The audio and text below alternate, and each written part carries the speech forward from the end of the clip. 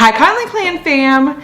Today we are going to do Gavin's foster care to adoption story.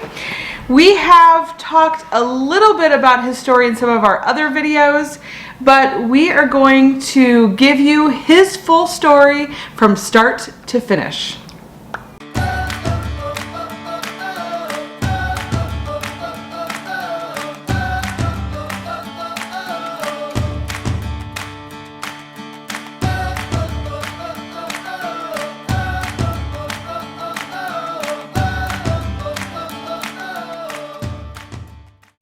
So we have talked a little bit about Gavin's story, but I am going to start from the very beginning because it's actually how we got his group. So, and when I say group, I mean his sibling group. So Sean and I became foster parents in February of 2014. And 2 weeks later, it was the middle of February, so 2 weeks later, the very beginning of March, we got our very first foster care placement ever, and that was Jade and Lily, which are Gavin's two sisters. And so they placed them with us, and that was a huge roller coaster. And it was right before we found out about Gavin, and they had asked us if we would be willing to adopt the two girls. And we had been through a ton. The girls had been in foster care already for a year before they even came to us. And so this was almost a year that we had had them in our home. And they asked us if we wanted to adopt them. Now, we went into foster care not with the intention of adopting at all. We actually just thought we were going to be foster parents and that was it. But when they asked us if we wanted to adopt, we took some time to think about it, but we couldn't imagine not having the girls. And so we said yes. And then it was, maybe a couple weeks or a month after we said we would adopt them, I got a phone call. So I was driving to work. I had a part-time job that I got, and so I was driving to work, and our foster care consultant called us. So this is like the lady that worked at our agency, and she like always did our check-ins, and she was who we worked with at our agency. She called me and said, "Are you sitting down?" And I said, "Well, I'm driving to work." And she said, "Okay, well, the kids' birth mom," so the only kids that we had in the home at that time were Jade and Lily. The kid's birth mom has called the caseworker and said that she is pregnant and she really, really, really wants to keep the baby with siblings. Yeah. And would you take it? And by the way, she thinks she's in labor right now. What? Yeah. And so I'm like, oh my gosh, like I knew instantly that I wanted, to take the baby, which was Gavin. But I had to run it past Sean, and I wasn't sure what Sean was going to think because we had just decided to adopt the girls. And so I called Sean and I said, "Oh my gosh, you're never going to believe what's going on." And so we talked about it. We ended up finding out that she was not in labor, but the caseworker did take her to the doctor's office to get a checkup to find out that she was not in labor. And now, Gavin's story is probably one of my absolute favorite stories. So we've been foster parents for 8 years, and in that time, I think I have probably 4 stories that I just love. And Gavin's story is one of those. So I wasn't sure if we really wanted to continue fostering after we got our first placement. And so I thought, I'm going to pray about it. And this was like shortly after we got the girls. And so I prayed about it. And the message that I felt like God was telling me was that we were going to foster at least one more child.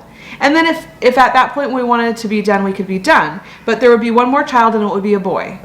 And so I told Sean, I said, if she finds out she's having a boy, then God told me about him already. So we got a phone call later that afternoon and found out that she was having a baby boy. And so I said to Sean, well, that's it. Like, we have to take him. God told me that we're going to take him, that we needed to take him. He wanted us to take him. And he told me it was going to be a boy. And so we found out that and we said, yes, we would take him. So she was not in labor, but she did go into labor about a month later. So her and I we did not have a relationship before this. We ended up texting each other and building a relationship. I started sending her pictures of the kids. And we formed, I felt like, a pretty good relationship, even though it was just by text.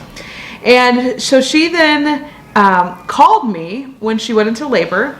And she said, it was like 6 o'clock in the morning, and she said, I have gone to a hospital. They told me I'm not in labor, but I know I'm in labor. Can you please come pick me up and take me to a different hospital?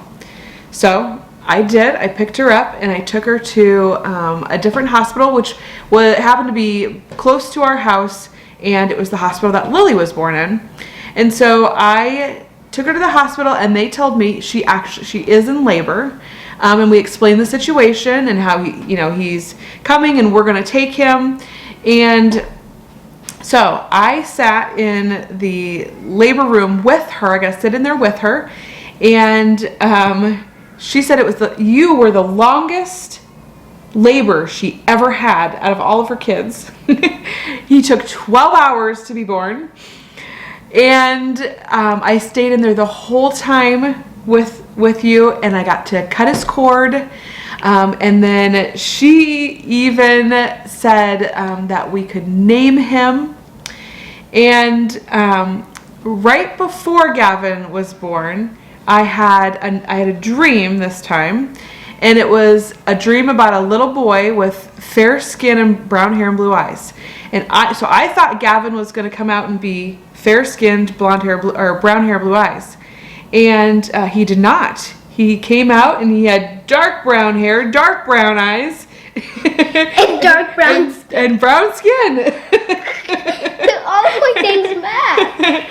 But you were a little tiny guy. He was only 5 pounds. I was like this big. 5 pounds, 12 ounces, so really small, and only 17 inches long. So he was just this tiny little thing. And you think babies are small. I mean, they are small already. But I looked at him and I'm like, oh my gosh, this little thing is so tiny. I was like this big. You were super tiny. My eyes were like this big. Yeah, they were so tiny. And they're the size of my... And then she let us name him. And this was another thing. So Sean and I were not sure what we wanted to name you. We had all kinds of names. One of the names that I wanted to name Gavin was, we were either going to name him Christian or we were going to name him Sebastian. But I love the name Gavin. And so one day Sean called me and he said, I've got it. I've got the name. And I had already prayed about it, and I felt like God was telling me that his name was supposed to be Gavin Michael. And Sean called me, and he just, like, out of the blue called. He was running errands, and he said, I got it. I know the name.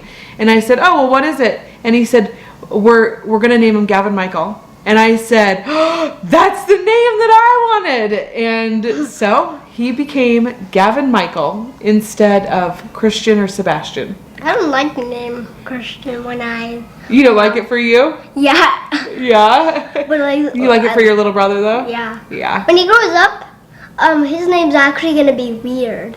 Think so? Everybody's just going to just call him Christian. Well, you want to know the nickname I like for him is Ian. Because his name ends in I-A-N. And so I think Ian is a cute nickname. What? Okay, so we told his birth mom. She asked us, she said, what do you want to name him? And I said, we want to name him Gavin Michael. And I assumed that she would put her last name on the birth certificate. But the caseworker called me and said, how do you spell your last name? She wants to put your name on the birth certificate. She wants to just make sure that you guys are going to actually take him, and because she really wanted to keep him with his siblings. And so she put Gavin Michael Conley on his birth certificate. And so we never had to change any part of his name when he was adopted. So he's always been a Conley, which I think is kind of cool. And then he went straight to the NICU, and he was in the NICU for a week, and he had a little bit of problems with eating, so he didn't really want to eat very much, and so he wasn't gaining weight like they wanted to. And so he stayed there for a week, but we came up and visited every day. That was nice. Yeah. And then finally, You got me. we got to bring you home, and we were so excited. Were all the kids excited? Well, at that time we had just Jade and Lily, Were and they were, excited? yeah. Jade was really excited to meet her baby brother. And then, let me think. What happened next? We got to bring him home. Oh, and so then we decided that we were going to wait on our adoption for Jade and Lily, and we were going to keep Gavin in our house for the 6 months. So you have to have him in your house for 6 months before you can adopt. And so we decided that we were going to just wait and adopt all 3 of the kids together. So we waited, and we adopted all 3 of you guys together at the same time. Oh no. Yeah. So actually, and I feel like the court proceedings, they're so long, and everything takes time, and you have to schedule things, and things are always scheduled like 3 months out. And so we brought Gavin home. He was born in February of 2015. And so that was actually 1 year after we had received our fostering license. And it wasn't until January of 2016 that we were able to adopt all of the kids. So that was almost a year later, and it's because they don't actually start the paperwork until the child has been in your house for 6 months. And so then after you start that paperwork, well, and we had to go through court stuff still. So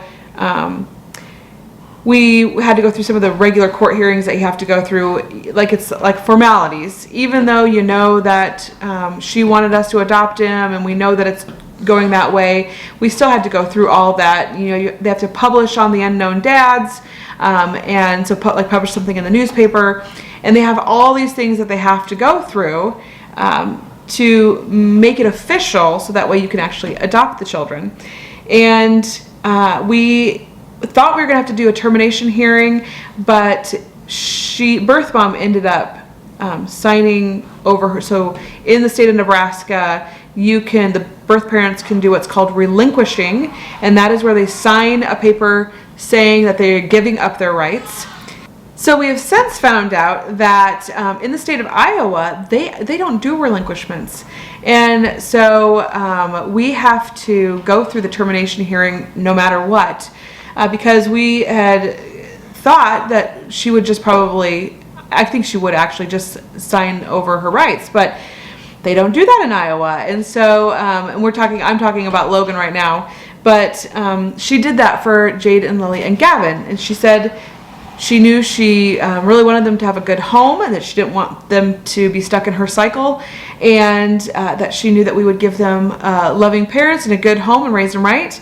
And so she said absolutely she wanted us to adopt them. And we did try to continue to keep a relationship with her, but it has just gotten kind of hard for her, and so it's a little bit easier for her to not have updates. I do know, though, that she knows that she can always reach out to us. We're friends with Grandma Marilyn, and that's her grandma, and then Grandma Angie, and that's her mom.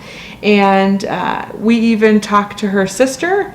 We were thinking about taking her sister's kids for a while, and then that didn't work out.